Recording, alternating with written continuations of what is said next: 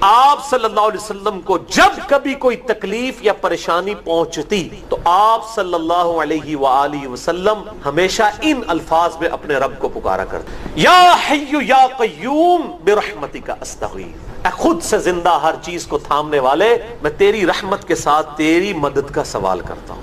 اور اس کے لیے کوئی تسبیح نہیں کھینچنے کی ضرورت کہ آپ نے اتنے 100 دفعہ پڑھنا ہے۔ تسبیح تو ویسے ٹھیک ہے، وہ آپ استعمال کر سکتے ہیں، لیکن آپ چلتے پھرتے اٹھتے بیٹھتے ہر وقت جس حالت میں بھی، اور صحیح مسلم میں حدیث ہے کہ یہ جو وظائف ہیں ان کے لیے تو کوئی وضو بھی کیا، غسل بھی پروٹوکول نہیں ہے۔ اب عائشہ کہتی ہیں نبی صلی اللہ علیہ وسلم حالت جنابت میں بھی اللہ کو یاد کر لیا کرتے تھے، صحیح مسلم میں حدیث موجود ہے۔ اور جو قرآن میں بھی دعائیں یا اذکار آئی ہیں نا، جب آپ حالت جنابت میں بھی اس کو کریں گے نا تو اس پہ قرآن کا حکم نہیں لگے گا۔ یہ اذکار جو ہے نا، جب آپ اذکار کی نیت سے پڑھ رہے ہوں گے پھر یہ قرآن نہیں شمار ہوں گے، ذکر شمار ہوں گے، اور اس کے لیے نہ وضو پروٹوکول ہے اور نہ غسل کا ہونا ضروری، ہر حال میں اللہ کو یاد کریں۔ یہ سارے وظائف جو آپ کر سکتے ہیں وہ ضرور کریں۔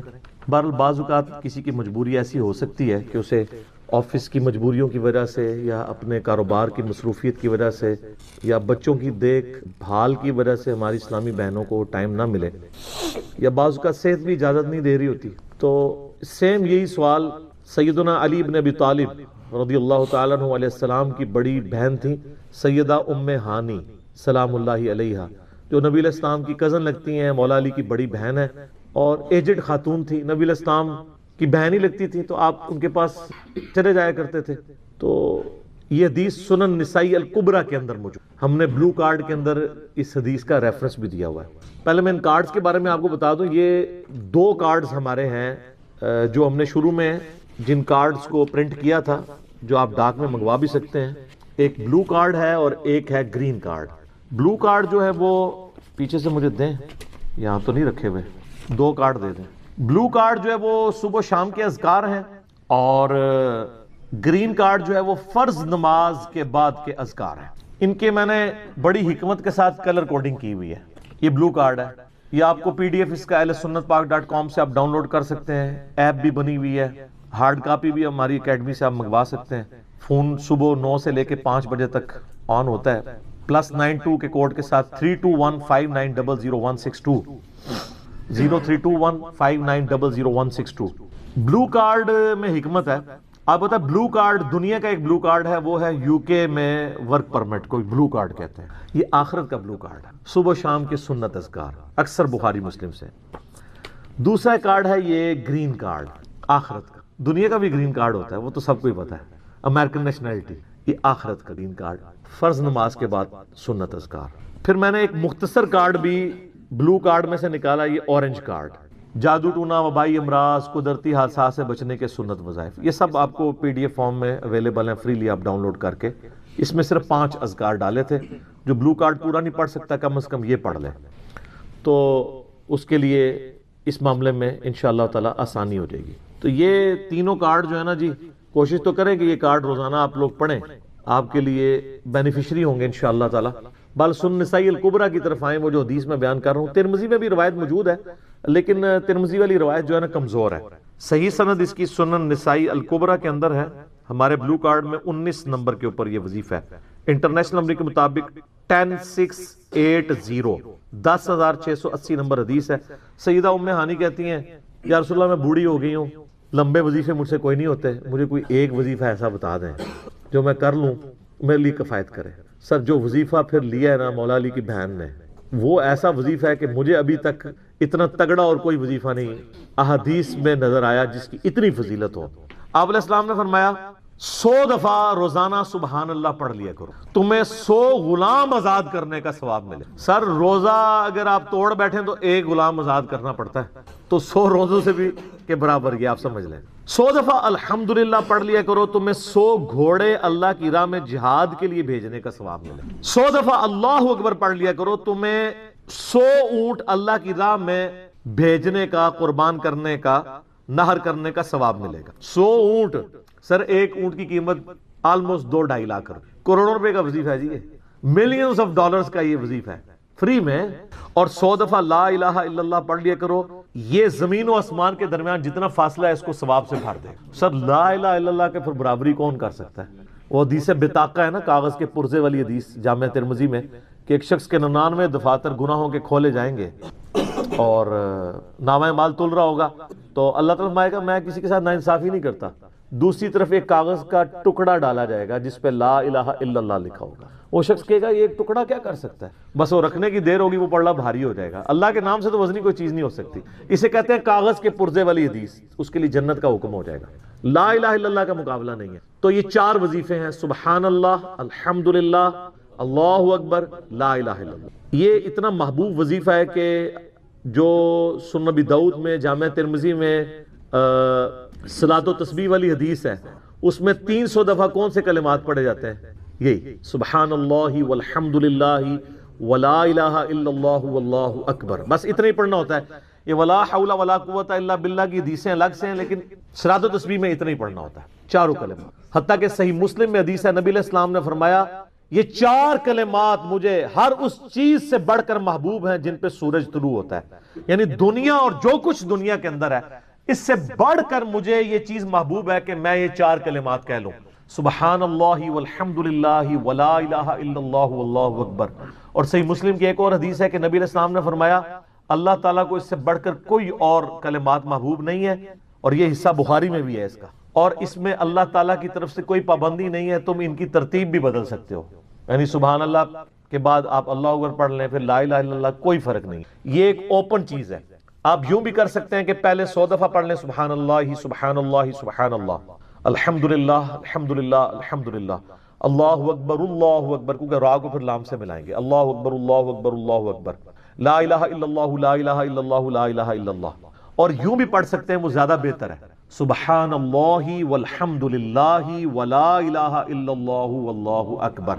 کیونکہ اکبر پہ وقف کریں گے، ورنہ یہ سبحان اللہ تو الحمدللہ ہی پڑھ نہیں سکتے آپ، کیونکہ الحمدللہ الحمدللہ الحمدللہ بنے گا کنٹینیوس.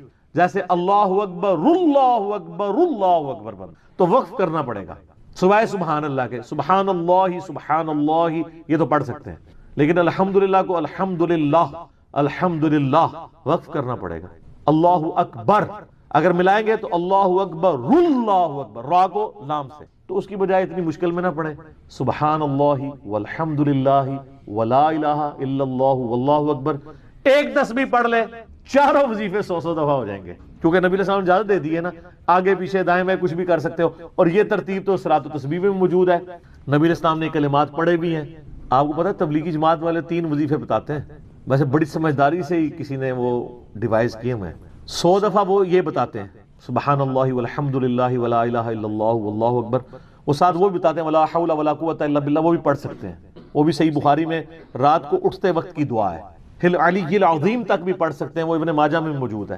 میرا ایک یوٹیوب پہ کلپ ہے 6 کلموں کا ثبوت، تو میں نے بتایا 4 کلمے ثابت ہیں، 2 مولویوں کے لکھے ہوئے ہیں آخری والے جو ہیں. تو بلکہ وہ میرا بیٹا تو وہ اس کے وہ کورس میں آیا تو اس نے وہ 2 یاد ہی نہیں کیے، تو اس کو ماں کہہ رہی یاد کرو، کہتی ثابت، وہ کہتا ثابت ہی نہیں ہے تو کیوں ساری یاد کر.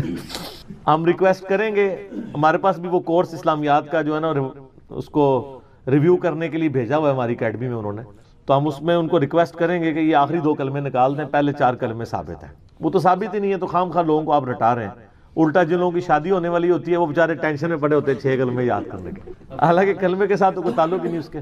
تو یہ جو صلاۃ و تسبیح کے اندر بھی پڑھا جاتا ہے، لیکن اس میں لا حول ولا قوت الا باللہ نہیں. وہ تو لادہ سے بخاری مسلم میں حدیث ہے کہ جنت کے خزانوں میں سے ایک خزانہ ہے لا حول ولا قوت الا باللہ. تو آپ پڑھنا چاہتے ہیں ضرور پڑھیں. اس میں وظیفے کے طور پہ آپ پوری تسبیح اس کی پڑھ لیں بے شک. تو تبلیغ جماعت والے یہ بتاتے ہیں 100 دفعہ درود شریف بتاتے ہیں اور 100 دفعہ استغفار بتاتے ہیں. تو بہت انٹلیکچوئل چیز ہے. یہ وظیفہ اتنا کمال ہے کہ آپ کے ہر فرض نماز کے بعد یہ وظیفہ نبی علیہ السلام نے مشروع کیا ہے. مسلم شریف میں حدیث ہے ہر فرض نماز کے بعد یہ وظیفہ پڑھنے والا کبھی نامراد نہیں جاتا. 33 دفعہ سبحان اللہ، 33 دفعہ الحمدللہ اور 34 دفعہ اللہ اکبر. اور ایک حدیث میں ہے مسلم شریف کی کہ جو پڑھے 33 دفعہ سبحان اللہ، 33 دفعہ الحمدللہ، 33 دفعہ اللہ اکبر اور 100 کا عدد پورا کرنے کے لیے پڑھ لے لا الہ الا اللہ وحدہ لا شریک لہ لہ الملک ولہ الحمد وہو علی کل شیء قدیر. 100 کا عدد اس سے بھی پورا کر سکتے ہیں اور 100 کا عدد اللہ اکبر کہہ کے بھی پورا کر سکتے ہیں. تو اس کے سارے گناہ معاف کر دیے جائیں گے، اگرچہ سمندر کی جھاگ کے برابر ہی کیوں نہ ہو. لیکن وہ صغیرہ گناہ، کبیرہ گناہ صرف توبہ سے معاف ہوتے ہیں. وہ صحیح مسلم میں حدیث ہے کہ اگر بڑے گناہوں سے بچا جائے تو ایک جمعے سے دوسرا جمعہ، ایک رمضان سے دوسرا رمضان، اور ایک نماز سے دوسری نماز درمیان کے گناہوں کا کفارہ بن جائے گی۔ لیکن جو نماز ہی نہیں پڑھتا تو جمعہ پڑھتا رہے تو وہ تو بڑے گناہوں سے نہیں بچا ہوا نا۔ مسلم شریف میں حدیث ہے بندے کے کفر اور اسلام کے درمیان فرق نماز ہے۔ یہ نہ ہو کہ ایک رمضان پڑھ لے، اگر رمضان کے لیے چلے سارے، نہیں نا، اس طرح نہیں ہوگا۔ تو یہ وظیفہ اتنا کمال ہے، بخاری مسلم دونوں میں حدیث ہے۔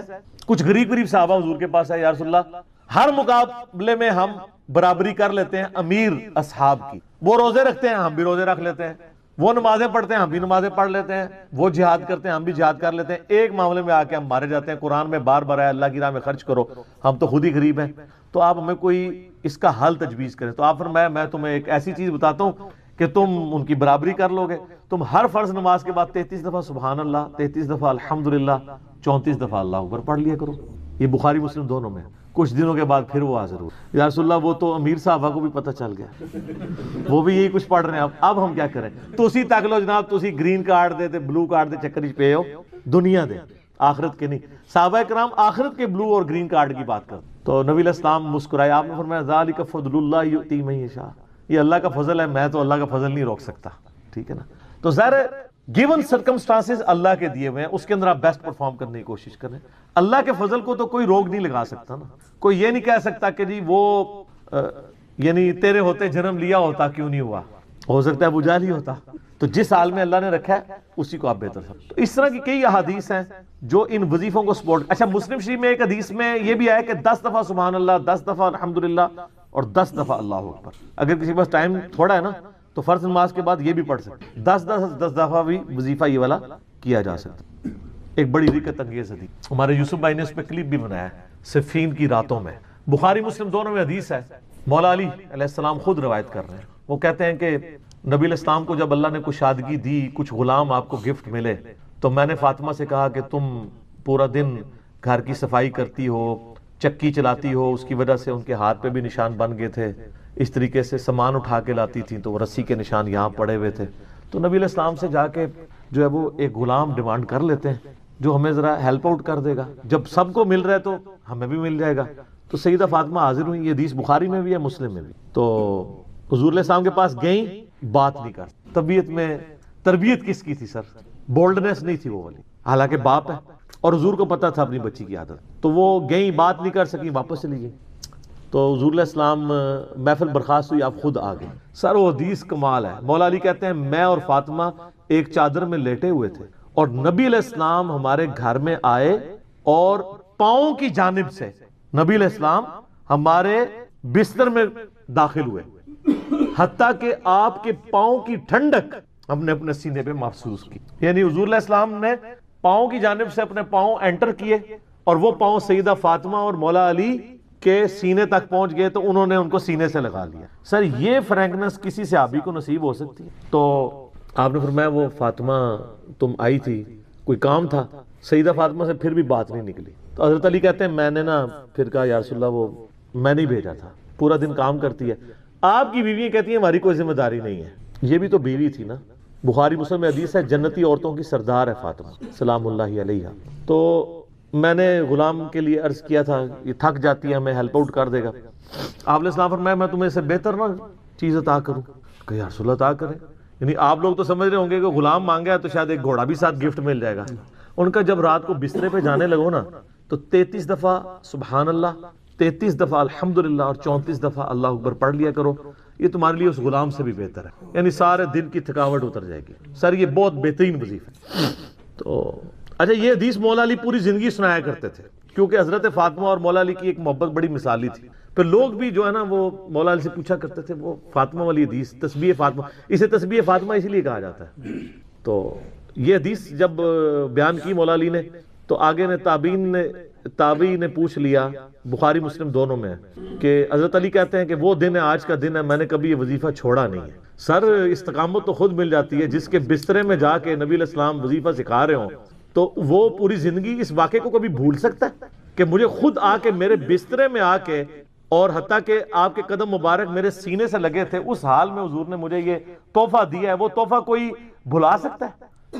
تو تابعی نے کہا کہ مولا علی سے کہا کہ کیا جنگ صفین کی راتوں میں بھی آپ یہ وظیفہ پڑھا کرتے تھے؟ جب مسلمانوں پہ اتنا مشکل وقت تھا، آپ میدان جنگ میں تھے، آپ دیکھیں 30 سال کے بعد مولا علی کو تلوار دوبارہ اٹھانا پڑی اسلامی نظام کو بچانے کی، تو مولا نے کہا ہاں صفین کی راتوں میں بھی میں نے کبھی یہ وظیفہ نہیں چھوڑا.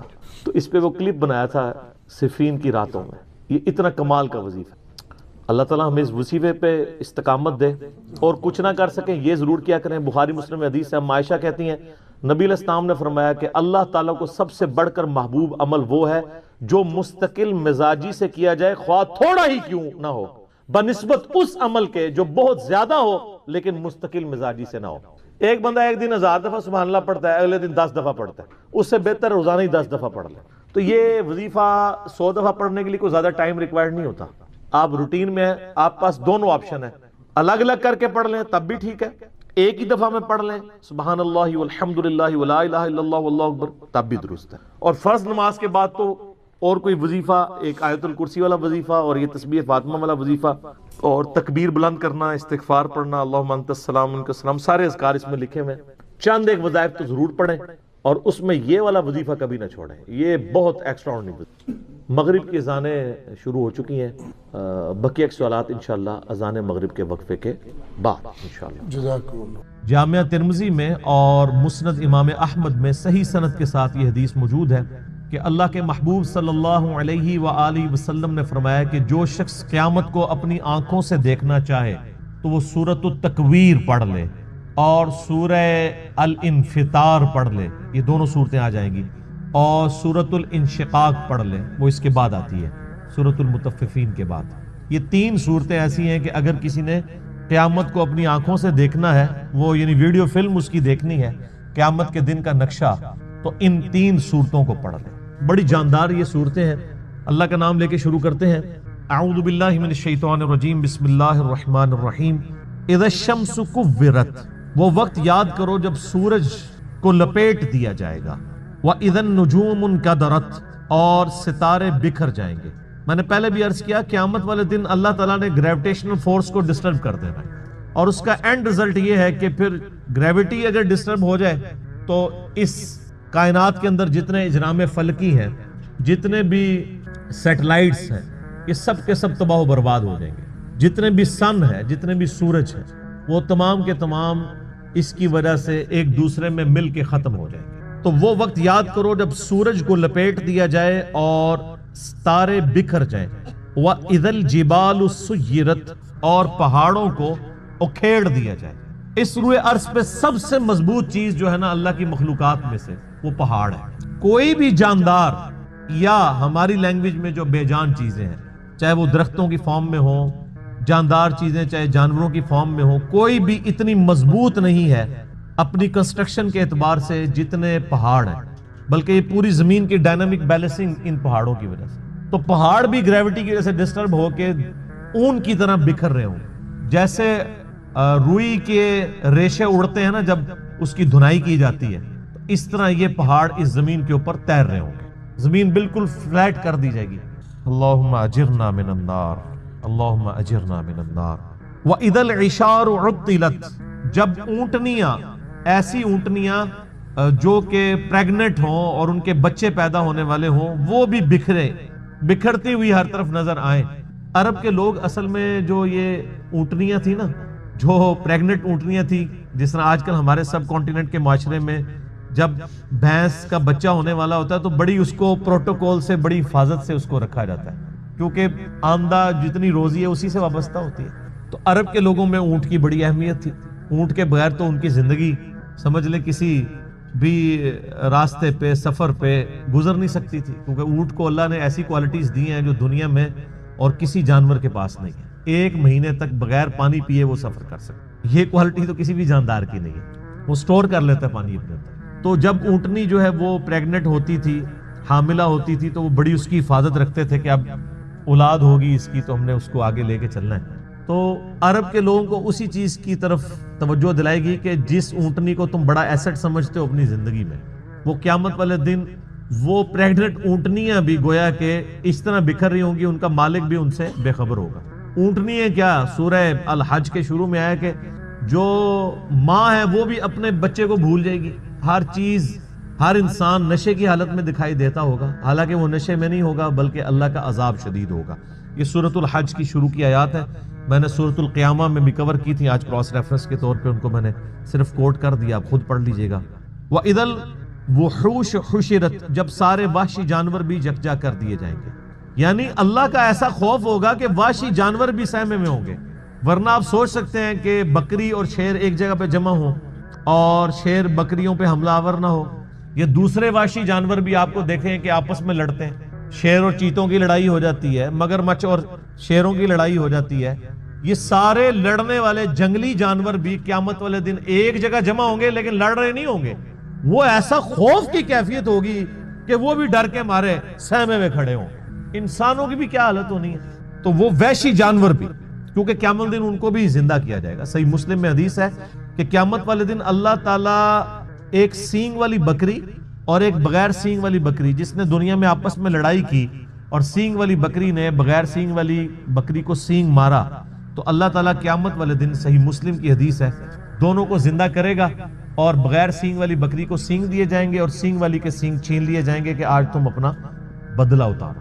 بدلے کا دن ہے جی، وہ مالک یوم الدین، قیامت کا دن بدلے کا دن۔ دنیا میں کسی بڑے سے بڑے بدماش کی بدماشی چل سکتی ہے، لیکن آخرت میں لمن الملک اليوم، آج کے دن کس کی بادشاہت ہے؟ للہ الواحد القہار، اس اکیلے اللہ کی جو سب پہ چھایا ہوا ہے۔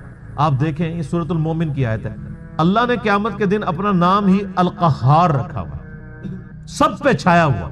تو اللہ تعالیٰ فرماتا ہے اس دن وحشی جانور بھی سہمے میں کھڑے ہوں گے ایک جگہ۔ وَإِذَا الْبِحَارُ سُجِّرَتْ، جب سمندر بھڑکا دیے جائیں گے۔ وَإِذَا دَكَّتِ الْأَرْضُ دَكًّا دَكًّا، آگے جا کے آئے گا نا، زمین کو کوٹ کوٹ کے برابر کر دیا جائے گا، یہ زمین کو فلیٹ کر دیا جائے گا، سارے پہاڑ، اونچی نیچی چیزیں سب ختم کر دی جائے گی۔ تو ظاہر ہے اس کا اینڈ رزلٹ یہی نکلنا ہے کہ زمین کے اندر جو لاوا ہے وہ باہر آ جائے گا یا ایٹ لیسٹ اوپر آ جائے گا۔ تو یہ جو سمندر ہیں، آپ کو پتا ہے سمندروں کے نیچے بھی آتش فشاں ہیں، بعض اوقات سمندروں کے اندر آتش فشاں پھٹتے ہیں تو ایک نئے نئے جزیرے بھی نمودار ہو جاتے ہیں۔ اکثر ٹی وی پہ خبر بھی آتی ہے کہ فلاں سمندر میں، پیسیفک اوشن میں یا اٹلانٹک کے اندر ایک نیا جزیرہ نمودار ہوا ہے۔ وہ جزیرہ کیسے اوپر آتا ہے؟ نیچے وہ آتش فشاں جو ہے وہ اگلتا رہتا ہے، لاوا وہ سمندر کے پانی میں ٹھنڈا ہوتا رہتا ہے، وہ لاوا جمع ہو کے پورے کا پورا ایک نیا آئل لینڈ بن جاتا ہے۔ اور وہ آتش فشاں اتنے طاقتور ہیں کہ ان کی وجہ سے بعض اوقات جب پانی کے اندر ابال پیدا ہوتا ہے، جیسا کہ آپ کسی پانی کے برتن میں کوئی پتھر پھینکیں تو اس میں سے لہریں جنریٹ ہوتی ہیں نا، تو اسی طریقے سے سمندر کے اندر جب آتش فشاں پھٹتے ہیں نا تو اس کے جو بڑا بڑا لاوا نکلتا ہے وہ بڑے بڑے پتھروں کی فارم میں بن جاتا ہے، لیکن اس کی وجہ سے زمین کے اس لاوے کی وجہ سے سمندر کے اندر ویوز پیدا ہوتی ہیں، جیسا کہ باہر سے پتھر مارنے کی وجہ سے ہوتی ہیں، چاہے باہر سے پتھر مارا جائے چاہے اندر سے پتھر ہو، تو وہ ایک دفعہ ویوز تو نکلیں گی، اور وہی ویوز ہیں جو سونامی کی شکل میں۔ اور آپ جا کے ذرا یوٹیوب پہ ویڈیوز دیکھ لیں، ایک ایک سونامی آتا ہے تو لاکھوں لوگوں کی زندگی اور کروڑوں کی اور اربوں ڈالرز کی جو کنسٹرکشنز ہیں ان کو ختم کر دیتا ہے۔ تو قیامت والے دن بھی یہی ہونا ہے کہ وہ لاوا جب اگلا جائے گا تو یہ جو بڑے بڑے سمندر ہیں یہ سمجھیں کہ دیگیں بن جائیں گی، جیسے دیگ آپ آگ کے اوپر چڑھا دیں۔ اب یہ سارے سمندروں کے نیچے جب یہ آگ سلگ رہی ہوگی تو وہ نقشہ وَإِذَا الْبِحَارُ سُجِّرَتْ، جب سمندر بھڑکا دیے جائیں گے۔ ظاہر ہے سمندر کے اندر آگ لگ جائے گی، کیسے؟ سمندروں کے نیچے وہ آتش فشاں کی دیگیں ہوں گی تو یہ سمندر کے پانی بھی گرمائش کی وجہ سے ابل رہے ہوں گے۔ اللہم اجرنا من النار۔ سر انسان کی جائے پناہ کیا ہوگی پھر؟ تو خوش نصیب تو وہ لوگ ہیں جن کو اللہ کے عرش کا سایہ نصیب ہوگا۔ بخاری و مسلم میں حدیث ہے کہ قیامت والے دن اللہ کے سائے کے سوا، یعنی اس کے عرش کے سائے کے سوا اور کوئی سایہ نہیں ہوگا، اور 7 طرح کے لوگ اس کے عرش کے سائے کے نیچے ہوں گے۔ ان میں سے ایک شخص وہ ہے جس نے جوانی میں توبہ کر، در جوانی توبہ کردن شیوائے پیغمبری، یہ پیغمبروں کا طریقہ ہے جوانی میں توبہ کر۔ بوڑھا ہو کے تو شیر بھی شکار کرنا چھوڑ دیتا ہے۔ لن تنالوا البر حتى تنفقوا مما تحبون، تم کبھی بھی نیکی کا اعلیٰ درجہ حاصل نہیں کر سکتے جب تک کہ اپنی پسندیدہ چیز اپنے رب کو نہ دے دو۔ انسان کی زندگی میں سب سے پسندیدہ چیز اس کی جوانی ہے، جو جوانی اپنے رب کو دے دے تو ظاہر ہے وہ پھر اس چیز کا حقدار ہے کہ اسے اللہ کے عرش کا سایہ نصیب ہو۔ اس کے علاوہ بھی اور لوگ ہیں، اگر آپ نے وہ حدیث ڈیٹیل سے پڑھنی ہے تو وہ حدیث بخاری مسلم دونوں میں ہے۔ آپ مشکات کی پہلی جلد میں کتاب المساجد چیپٹر میں چلے جائیں تو یہ آپ کو شروع میں یہ حدیث مل جائے گی، کیونکہ اس میں ایک وہ شخص بھی ہے جس کا دل مسجد میں اٹک رہا ہو، اسی لیے وہ مساجد والے چیپٹر میں لے کے آئے ہیں مشکات والے امام۔ تو اللہ تعالیٰ فرماتا ہے اس دن سمندر بھڑکا دیے جائیں گے، وَإِذَا النُّفُوسُ زُوِّجَتْ، اور جب جانوں کو جوڑ دیا جائے گا، یعنی مطلب روح اور جسم کا تعلق قائم کر کے مردوں کو قبروں سے نکال دیا جائے۔ وَإِذَا الْمَوْءُودَةُ سُئِلَتْ، اور جب کہ اس زندہ بچی سے پوچھا جائے گا جسے زندہ دفنا دیا تھا اس کے ماں باپ۔ آپ کو پتا ہے عرب کے لوگ بچی کی پیدائش سے وہ نفرت کرتے تھے، اور آج تک یعنی ہمارے سب کانٹیننٹ کے معاشرے میں وہ فرسودہ نظریات چل رہے ہیں، حتیٰ کہ مسلمانوں کے ہاں بھی چلتے ہیں، ہندوؤں کے ہاں تو بہت زیادہ ہے۔ 8 سے 15 سال پہلے کی آلموسٹ رپورٹ ہے BBC کی کہ انڈیا کے اندر روزانہ 3000 بچیاں پریگنینسی کے دوران مار دی جاتی تھی، 3000 روزانہ۔ ظاہر ہے 1 ارب سے زیادہ جب آبادی ہوگی، اب تو 1.5 ارب کے قریب پہنچ چکی، تو اس میں 3000 تو کچھ بھی نہیں۔ اسی وجہ سے آج انڈیا میں مردوں کی تعداد عورتوں سے زیادہ ہو گئی، 3000 بچے۔ آج بھی وہی چیزیں چل رہی ہیں، اور ہمارے بھی سب کانٹیننٹ کے معاشرے میں، آپ پنجاب کے معاشرے میں تو بالخصوص دیکھ لیں کہ بچی کی پیدائش کو ایک نٹوریس چیز سمجھا جاتا ہے، ماں کے حق میں بھی اور اولاد کے یعنی اعتبار سے باپ کے حق میں۔ اور وہ ساسیں جو خود فیمیل جینڈر سے تعلق رکھتی ہیں، وہ اپنے پوتی کے پیدا ہونے کے اوپر ناخوش ہو رہی ہوتی ہیں، حالانکہ انہوں نے نہیں سوچا کہ کیا وہ خود مرد تھی۔ وہ اگر فیمیل پیدا ہوئی ہے تو ٹھیک ہے، لیکن ان کے بیٹے کے ہاں اگر کوئی بچی پیدا ہو گئی ہے تو غلط ہے۔ کتنی یہ بری ٹریڈیشن۔ یہ علیحدہ بات ہے کہ بعد میں جب وہ بچے بڑے ہوتے ہیں تو بچوں کی وجہ سے اولاد کا جو بچوں والا جینڈر ہے اس کی پورشن کی وجہ سے ماں باپ جو ہے ذلیل ہو رہے ہوتے ہیں، اور بچیوں کی وجہ سے وہ سکھی ہوتے ہیں۔ یہ علیحدہ بات ہے، زیادہ تر ہم نے یہی دیکھا ہے۔ تو اللہ تعالیٰ فرماتا ہے قیامت دن اس بچی کو زندہ کر کے اللہ تعالیٰ اس سے پوچھے گا بِأَيِّ ذَنبٍ قُتِلَتْ، تجھے کس گناہ کے سبب قتل کیا گیا تھا۔ کتنی لطیف گفتگو ہے کہ قتل کرنے والے سے نہیں پوچھا جا رہا، بلکہ بچی سے پوچھا جائے گا کہ معصوم بچی آج تیرا دن ہے، تو بول کہ کس جرم کی پاداش میں تجھے قتل کیا تھا تیرے ماں باپ نے۔ تو معصوم بچی کو اللہ تعالیٰ بیسیکلی اسے حوصلہ افزائی فرما رہا ہوگا کہ آج دن ہے، تجھے بدلہ دلایا جائے گا۔ کتنے صحابہ تھے جنہوں نے یعنی ایمان لانے سے پہلے کفر کی حالت میں اس طرح کے جرائم کیے ہوئے، اور اللہ تبارک و تعالیٰ نے اسلام لانے کے سبب ان کی ان گناہوں کو معاف کیا۔ کئی ایک واقعات ہیں جو آپ سنتے رہتے ہیں۔ بہرحال یہ بہت بڑا جرم ہے۔ آج بھی یہ بات ماڈرن دور میں جو اس سے ریلیٹڈ چیز ہے جس کو ڈسکس کرنے کی ضرورت ہے۔ نیٹ کے اوپر آپ کو شعر و شاعری کی فارم میں بھی ایسی نظمیں ملیں گی سیدنا داہیہ قلبی رضی اللہ تعالیٰ عنہ کے بارے میں، کہ ان کی ایک چھوٹی سی بچی تھی جو انہوں نے دفنا دی تھی، اور جب وہ اسلام قبول کرنے کے لیے آئے تو انہوں نے پورا بڑا رکت انگیز واقعہ ہے، وہ انسان بیان بھی نہیں کر سکتا، تو وہ بیان کر کے کہا یا رسول اللہ مجھے کیا یہ میرا گناہ بھی معاف ہو جائے گا؟ تو اللہ نے فرمایا، اللہ کے نبی علیہ السلام نے فرمایا کہ اسلام پچھلے سارے گناہوں کو معاف کر دیتا ہے۔ بہرحال آج کے دور کے اعتبار سے اس میں عبرت یہ ہے کہ اللہ کا شکر ہے اسلام کی برکت سے لوگ کم از کم بچیوں کو دفناتے تو نہیں ہیں، لیکن پریگنینسی کے دوران ضائع کرانا بھی کسی نہ کسی درجے میں اسی جرم کے اندر فال کرتا ہے۔ پریگنینسی آئیڈینٹیفائی ہوگی، ایون آئیڈینٹیفائی نہ بھی ہوئی ہو کہ یہ میل ہے یا فیمیل، اس سے پہلے بھی آپ یہ کام کر نہیں سکتے، ایک اولاد کو قتل کرنے کے زمرے میں آتا ہے، اور قرآن حکیم میں بڑی سختی سے اس کی مذمت ہے۔ سورہ بنی اسرائیل میں تو اللہ تعالیٰ نے بالکل ایک اوپن فلسفہ بیان کیا ہے کہ مت قتل کرو اولاد کو مفلسی کے ڈر سے، تمہیں بھی ہم رزق دیتے ہیں، اس کو بھی ہم ہی رزق دیں گے، بے شک ان کا گناہ بہت بڑا جرم ہے۔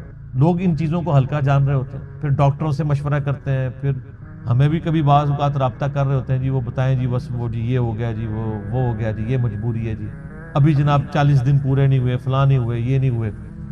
ونس پتہ چل گیا پریگنینسی ٹھہر گئی ہے، چاہے وہ 1 دن کی بھی ہے، آپ اس کو ضائع نہیں کروا سکتے۔ ہاں اس سے پہلے اگر کوئی بندہ وقفے کی کوئی صورتحال پیدا کرے تو وہ تو جائز ہے، میرے اس کے اوپر بخاری مسلم کی حدیث کی روشنی میں آپ فیملی پلاننگ لکھیں یوٹیوب پہ اور میرا نام لکھیں تو آپ کلپ کھول کے سامنے آ جائے گا۔ تو یہ آج اس کی ماڈرن فارم یہ ہے کہ لوگ پریگنینسی ضائع نہ کروائیں، یعنی لیکن جو ہے وہ جب آئیڈینٹیفائی ہو جائے تو پتہ چلے کہ فیمیل ہے تو پھر اس وقت ضائع کروا دیں، یا اس سے پہلے بھی کروائیں، یہ ایک ماڈرن فارم ہے، تو یہ بھی اسی طریقے سے اس کو کنڈیم کیا جائے گا۔ تو اللہ تعالیٰ ہمارا اس دن پھر بچیوں سے پوچھا جائے گا کہ تمہیں کس جرم میں قتل کیا گیا، یعنی بہت بڑا یہ جرم ہے۔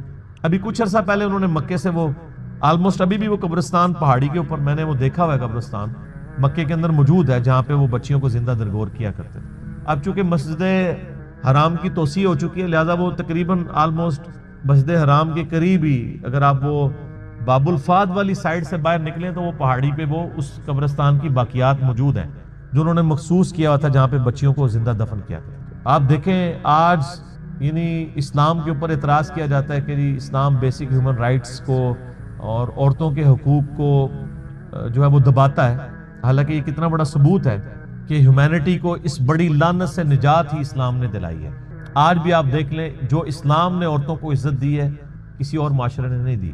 اس لیے آپ دیکھیں جب غیر مسلم عورتیں مسلمان ہوتی ہیں آپ ان کے انٹرویو سنیں تو وہ آپ کو پتہ ہے اس وقت جو غیر مسلم مسلمان ہو رہے ہیں نا ان میں 67% عورتیں ہیں اور 33% جو ہیں وہ مرد ہیں.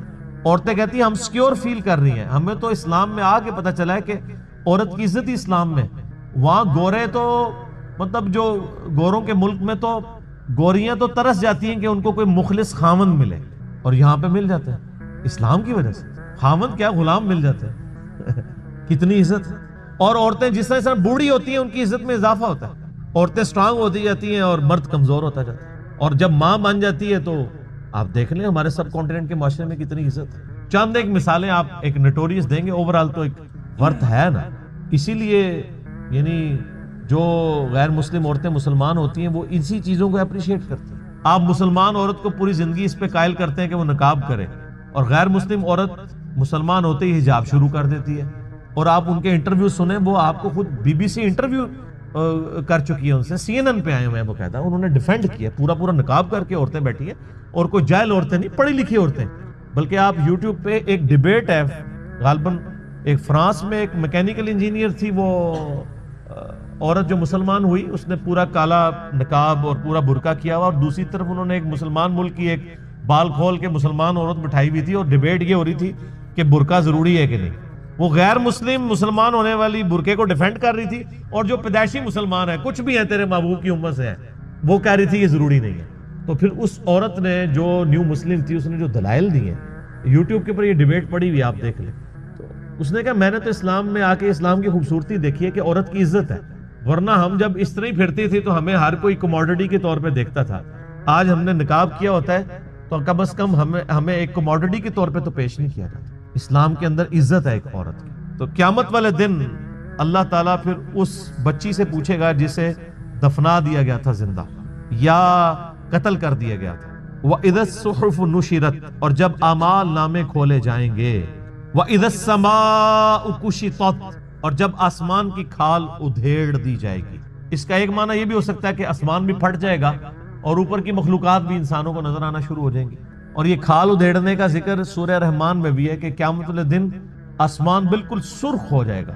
جیسے آپ کسی جانور کی کھال ادھیڑیں تو اندر سے سرخ گوشت نکلتا ہے, اللہ کے غضب کی وجہ سے وہ سرخ نظر آ رہا ہوگا. وَإِذَا الْجَحِيمُ سُعِّرَتْ, اور جب جہنم دہکا دی جائے گی. جہنم ابھی بھی موجود ہے لیکن اس وقت ذرا اسے پھر مزید دہکایا جائے گا, تاکہ بلکہ وہ تو جوش مار رہی ہوگی مجرمین کے لیے, قرآن میں آتا ہے. اور جب مجرم پھینکے جائیں گے وہ کہے گی حل من مزید, اور بھی ہے تو میرے اندر داخل کیا جائے. اللہم اجرنا من النار, آمین. وَإِذَا الْجَنَّةُ أُزْلِفَتْ, اور جب جنت قریب کر دی جائے گی, یعنی وہیں پہ جن لوگوں نے دنیا میں اچھے کام کیے ہیں ان کی حوصلہ افزائی شروع ہو جائے گی. جنت بھی آ جائے گی, حاضر کر دی جائے گی, اور دوزخ بھی. عَلِمَتْ نَفْسٌ مَا أَحْضَرَتْ, یہ 13 آیات کے بعد اصل میں کانٹے کی بات کی گئی ہے کہ یہ سب کچھ باتیں کیوں ہو رہی ہیں. عَلِمَتْ نَفْسٌ مَا أَحْضَرَتْ, ہر نفس جان لے گا, اپنے سامنے پائے گا جو کچھ اس نے اللہ کے پاس بھیجا تھا, وہ حاضر کر دیا جائے گا.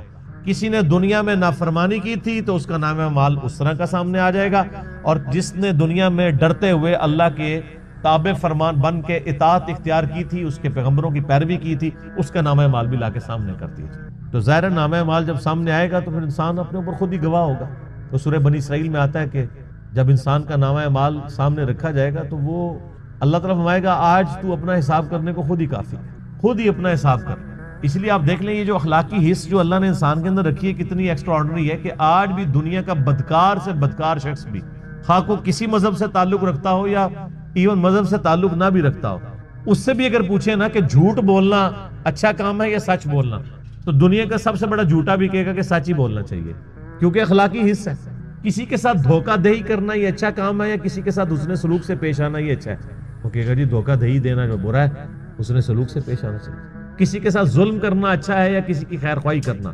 یہ اللہ نے ہماری انسٹنکٹ کے اندر یہ ساری کی ساری کوالٹیز رکھتی ہیں. فَأَلْهَمَهَا فُجُورَهَا وَتَقْوَاهَا، برائی اور اچھائی کا مادہ اندر۔ انبیاء کرام تو صرف اس کو ایکٹیویٹ کرتے ہیں نور علی نور، انبیاء کی دعوت نہ بھی پہنچے تب بھی انسان کے اندر جو اخلاقی حصہ ہے اس کی وجہ سے وہ اللہ کی بارگاہ میں اکاؤنٹیبل ہے، کیونکہ انسان برائی کو برائی سمجھتا ہے، اچھائی کو اچھائی سمجھتا ہے، خواہ وہ کسی معاشرے میں رہتا ہو۔ تو ہر جان پھر اس دن اپنے نامہ اعمال کو سامنے دیکھ لیں۔ یہاں پہ بھی آپ دیکھ لیں جو یہ کالجز کے یونیورسٹیز کے وہ بڑے جو یعنی بے حیائی کی زندگی گزارنے والے اسٹوڈنٹس بھی ہیں نا، آپ ان کے بھی انٹرویوز کریں نا اگر، اور ان سے پوچھیں کہ آپ کی بیوی کیسے ہونی چاہیے، تو کہیں گے جی نیک شریف وہ پردہ کرتی ہو، اور اپنی حالت کیا ہوتی ہے؟ تو انسان کی انسٹنکٹ کے اندر موجود ہے۔ تو آپ جو کچھ پسند کر رہے ہیں اس کے لیے پھر ایفرٹ بھی پٹ کریں نا۔ خود آپ کی جو کریکٹر ہے، آپ کا کردار جو ہے وہ بےغیرتی کے اوپر مبنی ہے اور آپ کی خواہش جو ہے وہ غیرت والی ہے، تو ایسا تو نہیں ہوگا۔ ان پٹ اچھی ہوگی تو آؤٹ پٹ اچھی نکلے گی، ان پٹ نیگیٹو کا کبھی بھی آؤٹ پٹ پازیٹیو رزلٹ نہیں آتا۔ فلا اقسم بالخنس الجوار الکنس، اللہ فرماتا ہے نہیں اقسم، میں قسم کھاتا ہوں، یہ وہ لا آ گئی ہے نا، یعنی یہ سارے فرسودہ خیالات ہیں۔ جو لوگ کہتے ہیں نا قیامت نہیں آئے گی، نہ، غلط کہتے ہیں۔ اقسم بالخنس الجوار الکنس، میں قسم کھاتا ہوں، مجھے قسم سیدھے چلنے والے رکے رہنے والے ستاروں کی، جو یعنی کبھی رکتے ہیں اور کبھی چلتے ہیں ود رسپیکٹ ٹو زمین۔ آپ یہ کبھی رات کے وقت بھی اگر آپ نارتھ سٹار کو ڈھونڈنا ہو نا، تو وہ جو بڑا سا چمچہ جسے کہتے ہیں نا ہم دبے اکبر، اس کے جو نچلے والے دو ستارے ہیں ان کی سیدھ میں نارتھ سٹار ہوتا ہے، تو وہ پوری رات آپ کو اس کی پوزیشن یوں نارتھ سٹار کے گرد یوں گھومتی ہوئی نظر آئے گی۔ رات کے وقت ادھر ہے تو آپ سحری کے وقت دیکھیں گے وہ یہاں پہنچا ہوگا۔ تو اللہ نے ہمارا ان ستاروں کو، جن کو اللہ نے اس طرح ایڈجسٹ کیا ہے ود رسپیکٹ ٹو زمین، ان کی اورینٹیشن بدلتی ہے، مجھے ان کی قسم، یعنی ان کی قسم کا مراد یہ نہیں کہ وہ بہت عظیم ہے، مراد یہ ان کے بنانے والے کی قسم جس نے ان کو ان کاموں میں لگایا۔ واللیل اذا عسعس، اور رات کی جب وہ جانے لگے، والصبح اذا تنفس، اور صبح کی جب وہ سانس لے۔ صبح بھی تو سانس لیتی ہے نا، صبح کا وقت آتا ہے تو آپ دیکھیں کہ ایسے جیسے ایک شخص کی سانس آپ فیل کرتے ہیں اس کی زندگی کی علامت۔ رات کو بالکل سناٹا چھایا ہوتا ہے، جب رات جانے لگتی ہے صبح آتی ہے تو گویا یہ صبح سانس لے رہی ہوتی ہے، چرند پرندوں کی آوازیں آنا شروع ہوتی ہیں، پھر آہستہ آہستہ گہما گہمی ہونا شروع ہوتی ہے، اور اس طریقے سے جیسے انسان بھی جب صبح اٹھتا ہے تو ہلکی سی انگڑائی لیتا ہے، کرتے کرتے وہ پھر اٹھ جاتا ہے۔ صبح کے وقت جب وہ سانس لے، انہ لقول رسول کریم، بے شک یہ جو قرآن ہے یہ قول ہے ایک عزت والے رسول کا۔ یہاں رسول کریم سے مراد جبرائیل علیہ السلام، کیونکہ آگے آ جائے گا، اور اس سے پہلے پارہ نمبر 29 میں یہ سیم الفاظ نبی علیہ السلام کے لیے آئے تھے، عزت والا رسول۔ فرشتوں میں رسول حضرت جبرائیل علیہ السلام ہے، جو انسانوں میں رسولوں کے اوپر وحی لے کے آتے ہیں۔ ذی قوت عند ذی العرش مکین، وہ عزت والا رسول وہ ہے جو قوت والا ہے عرش والے کے ہاں، جو عرش کا مالک ہے اس کے ہاں اس کی قوت ہے، اللہ نے اس کو اتھارٹی دی ہوئی ہے۔ مطاع ثم امین، اس کی اطاعت کی جاتی ہے، وہ امانت دار بھی ہے، یعنی جو اللہ نے وہی دی وہ امانت کے ساتھ پہنچاتا ہے، اور فرشتوں کے ہاں اس کی اطاعت کی جاتی ہے، یعنی وہ فرشتوں کا سردار ہے، فرشتے اس کے اوبیڈینٹ ہیں، یعنی روح قدس جبرائیل علیہ السلام۔ وما صاحبکم بمجنون، اور تمہارے ساتھی کوئی مجنون نہیں ہے، نعوذ باللہ۔ وہ کہتے تھے کوئی جنات کا اثر ہو گیا نعوذ باللہ اس پیغمبر کے اوپر جو اس طرح کی باتیں کرتا ہے۔ یعنی ایک شخص جو مکے کی لوگوں کی آنکھوں کا تارا اور بڑی ڈائنامک لائف گزاری، اس نے صادق اور امین، بڑی ایکسٹروورٹ لائف تھی۔ نبی علیہ السلام کو گوشہ نشینی کی زندگی تو نہیں گزار رہے تھے، پہلے آپ لوگوں کی بھیڑیں چڑھایا کرتے تھے، پھر اللہ تعالیٰ نے فائنینشلی اسٹرانگ کیا، ایک مکے کی امیر عورت کے ساتھ آپ کی شادی ہو گئی، پھر ان کے لیے تجارت کا سامان لے کے جایا کرتے تھے، لوگ آپ کو صادق اور امین کہتے تھے، آپ صلی اللہ علیہ وآلہ وسلم کے پاس اپنی امانتیں رکھوایا کرتے تھے۔ اتنا شخص جو اتنا ایکٹیو شخص ہو، لوگوں کے کام آنے والا ہو، بڑی ڈائنامک لائف گزار رہا ہو، اچانک وہ وہاں پہ ایک نئی دعوت لانچ کر دیں تو ہلچل تو مچ جائے گی۔ بخاری و مسلم میں آتا ہے جب آپ صلی اللہ علیہ وآلہ وسلم کی مبارک زندگی کا 40واں سال آیا، عیسوی اعتبار سے 38واں، اور ہم لیونر ایئرز کے اعتبار سے چاند کے مہینوں کے اعتبار سے 40واں، تو اچانک آپ کی طبیعت جو ہے وہ دنیا سے اچاٹ ہوگی، آپ غار حرا میں چند دن کے لیے گئے، کیونکہ اللہ تعالیٰ نے آپ کو گائیڈ کیا۔ وہاں پہ فرشتہ آیا، آپ کے اوپر پہلی وحی نازل ہوئی، میں نے پہلے بھی کئی دفعہ ان چیزوں کو ڈسکس کیا ہے۔ تو اس کے بعد کئی لوگ تو نبی علیہ السلام کے دشمنی کے طور پر کر رہے تھے، اور بعض آپ علیہ السلام کے بڑے ہمدرد تھے. وہ یہ سمجھتے تھے کہ یار یہ تو ہمارا ایک معاشرے کا ایسٹ تھا، اتنا انٹیلیجنٹ بندہ، اس کو روگ لگ گیا. تو وہ یہ سمجھتے تھے کہ شاید یہ جو چند دنوں کے لیے غار حرا میں گئے ہیں اور کھانا بھی سیدہ ختیجہ بنا کے دے دیتی تھی، تو ہو سکتا ہے وہاں پہ کوئی جنات کا اثر ہو گیا ہو. مجنون کا لفظ ہے نا، مجنون کیا کہتے ہیں؟ جس پہ جنات کا اثر ہو. جن کہتے ہیں چھپی ہوئی چیز کو. جنت بھی اسی لیے اس کا نام جنت ہے، وہ چھپی ہوئی چیز ہے، آنکھوں کے سامنے تو نہیں. تو بڑی وہ نیک نیتی کے ساتھ سمجھتے تھے کہ شاید ان کے اوپر کوئی اثر ہو گیا ہو، اور اس کے لیے وہ کوشش بھی کرتے تھے کہ ایسے لوگوں کو بلائیں جو جنات نکالنے والے ہیں، اس فیلڈ کے ماسٹر ہیں. اور اس حوالے سے صحیح مسلم میں ایک بڑی پیاری حدیث ہے کہ ایک شخص تھا جس کا نام تھا زماد. زماد تو نہیں، عربی میں ضباد کہیں گے، ضاد میم الف دال. اس کے بارے میں مشہور تھا کہ وہ جن نکالا کرتا تھا. وہ مکے آیا کہیں تو اس کو پتا چلا کہ اس طرح مکے میں ایک شخص محمد صلی اللہ علیہ وآلہ وسلم ان کے ساتھ اس طرح کا مسئلہ ہوا ہے. کچھ عرصے سے وہ اس طرح کی باتیں کرتے ہیں. غار میں چند دن کے لیے گئے تھے. لوگوں نے پھر مشورہ کیا تو اس نے کہا کہ مجھے نبی علیہ السلام کے پاس یعنی محمد کے پاس لے چلو. وہ آیا، اس نے بڑے یعنی اخلاقی انداز میں کہا کہ اے محمد، اگر آپ چاہیں تو میں آپ کا علاج کر سکتا ہوں. میں جنات کا، اسیب کا، اس طرح کا جو سایہ وغیرہ ہوتے ہیں، میں اس کا علاج کرتا ہوں. تو آپ صلی اللہ علیہ وآلہ وسلم سے اس نے کہا کہ آپ بتائیں آپ کیا بیان کرتے ہیں، آپ کو کیا پرابلم ہے. تو آپ علیہ السلام نے چند الفاظ پڑھے. ان الحمد للہ نحمدہ ونستعینہ ونستغفرہ. بے شک تمام تعریفیں اللہ کے لیے، ہم اسی کی حمد کرتے ہیں، اسی سے مدد چاہتے ہیں، اسی کی طرف رجوع لاتے ہیں. من یہدہ اللہ فلا مضل لہ. جسے اللہ گمراہ کر دے، جسے اللہ ہدایت دے دے، اسے کوئی گمراہ نہیں کر سکتا. ومن یضلل، اور جسے وہی گمراہ کر دے، فلا ہادی، اسے کوئی ہدایت نہیں دے سکتا. واشہد ان لا الہ الا اللہ وحدہ لا شریک لہ. اور میں گواہی دیتا ہوں کہ اس اکیلے اللہ کے سوا کوئی معبود نہیں. واشہد ان محمدا عبدہ ورسولہ. اور محمد صلی اللہ علیہ وآلہ وسلم اس کے بندہ ہے خاص اور رسول. اس کے اوپر ایسا روب طاری ہو. اس نے کہا یہ آپ نے کیا کلام پڑھا؟ دوبارہ پڑھا، دوبارہ پڑھا.